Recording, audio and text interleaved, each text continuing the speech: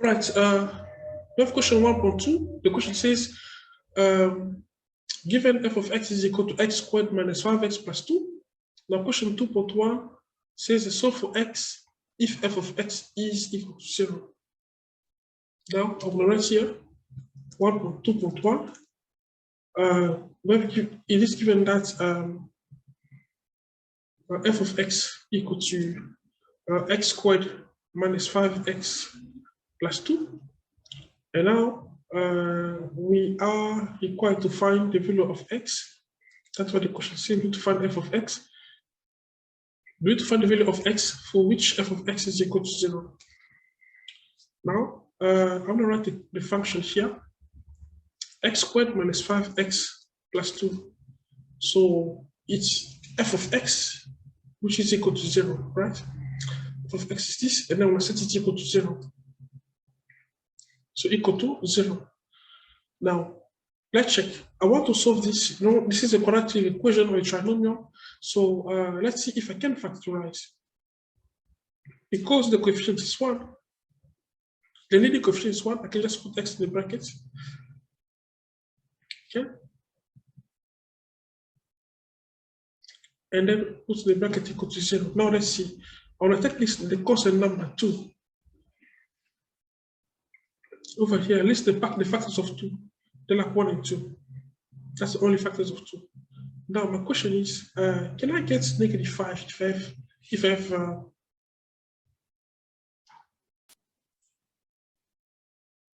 1 and 2? This -5, the coefficient of the middle term. I can see, regardless of the combination, I can do 1 plus 2, 1 minus 2, 2 minus 1, 2 plus. I cannot get -5. So the equation is not factorizable. Not factorizable. Not factorizable. There are cases when the equations are not factorizable. Not factorizable. Okay, I cannot talk and write at the same time. Some cases we have a trinomial that are not factorizable. And in that situation, what I do, we can solve the equation either by a quadratic equation or by completing the square, okay? So now let's use the quadratic equation, quadratic formula, I mean. By using the quadratic formula, I wrote it wrong, quadratic formula. And the quadratic formula is given by x equal to -b plus minus square root of b squared minus 4ac all over 2a, while the quadratic equation itself is ax squared plus bx plus c equal to 0.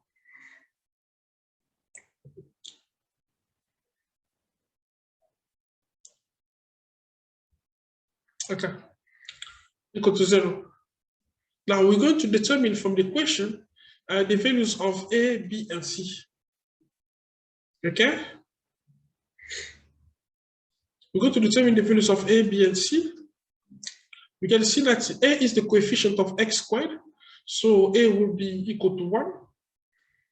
And then b is the coefficient of x, so b is not 5, but -5, because we need to take the number together with the sign. And then c is equal to, is a constant term 2, positive to just written 2.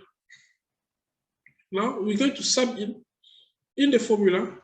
Okay, so we have like -b plus minus square root of b squared minus 4a and then c all over 2a. Now summing the values are -5 there, -5 there. Okay, because it's minus b plus minus square root of b squared. B is -5 minus 4a, a is 1, and then c is equal to 2, and then over 2a, a is also equal to 2. Then what next? We can just substitute these, write this in the calculator. Okay, I'm gonna write in the calculator. Over here, I will write negative open bracket -5. Okay, I cannot write plus or minus. I just want to put one sign at a time. Square root of of negative 5 to the power of 2, okay, minus 4a, which is 1, and then c is 2, and then over 2a, a is just 1. So if we press equal, and then we have like x equal to 5 plus minus root 17 over 4. Okay, so what the calculator says. No, it says over 2. So over 2. So we can stop here. Unless they said correct certain decimal places, then we can work out the surds and the tertiary. So otherwise, we stop here. So it's 5 plus or minus square root of 17 over 2. We can also solve the same problem by using completing the square. Okay, let me move a little bit. Let me move it this way. We have like x squared minus 5x plus 2 equal to 0. Now, to solve this by completing the square, it's when we will we're going to change the c value, okay? This value, the c value, will be changed to c equal to b over 2 to the power of 2. And then this is applicable only when a is equal to 1. If a is not equal to 1, you have to make it 1, okay? You will divide the whole equation by the coefficient of x squared in order to have a equal 1. Now, in this situation, if I want to do c will be what? I'll sum the values of b, which is negative 5, and then this is equal to 25 over 4, right? Now, what am I going to do? I'm going to write x squared minus 5x, and I'll move the positive 2 over, and it becomes negative 2.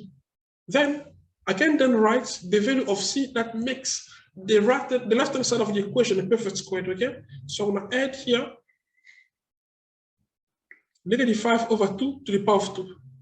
So if I add it on the left-hand side, I must also add the same quantity to the right-hand side to make the equation to balance out, right? So I'm going to add it also over here. I'm going to write here 25 over 4, which is negative 5 over 2 to the power of 2. Then at the moment that we write this, we can just take the basis of these two. We write x minus, because we're going to consider the sign of the middle term, okay? It's signed here, negative 5 over 2 minus 5 over 2 to the power of 2 equal to negative 2 plus 25 over 4. Sometimes I get this question, what about the negative 5x, where did it go? Okay, the negative 5x is somewhere here, is compressed here. So if you expand the x minus 5 over 2 to the power of 2, we will retrieve x squared, negative 5x, and plus negative 5 over 2 to the power of 2. Okay, if you doubt, you can check it out yourself, and then you see.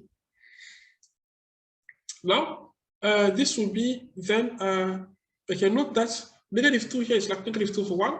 So what I can do, I'll write x minus 5 over 2 to the power of 2 equal to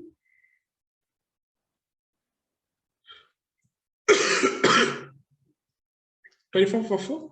I need to make the denominator of 4 in order to work out to solve the fraction on the right. So I times here by 4, I times there also by 4. And then 5 over 2 to the power of 2 equal to negative 8 over 4 plus 25 over 4. And that makes x minus 5 over 2 to the power of 2 equal to, now that the denominator are common, we can just add the numerator, okay? So we'll do negative 8 plus 25, this is equal to 17. So that makes 17 over 4. Then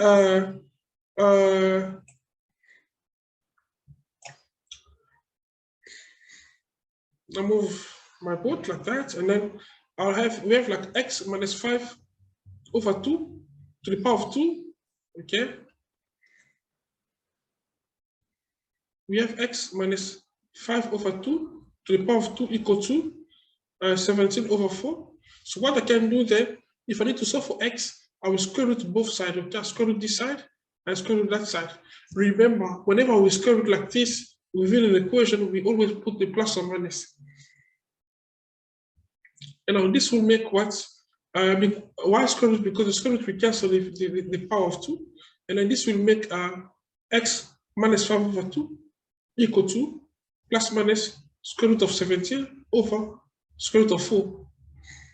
Okay, if I move the negative 5 over 2 over, this will make a positive 5 over 2 plus minus root of 17 over 2, because root of 4 is equal to 2. Then this can be combined. It's like 5 plus minus root 17 over 2. So this is the solution of that equation by using by completing the square. So the same answer that we got over here. Same answer. Same answer. Thank you.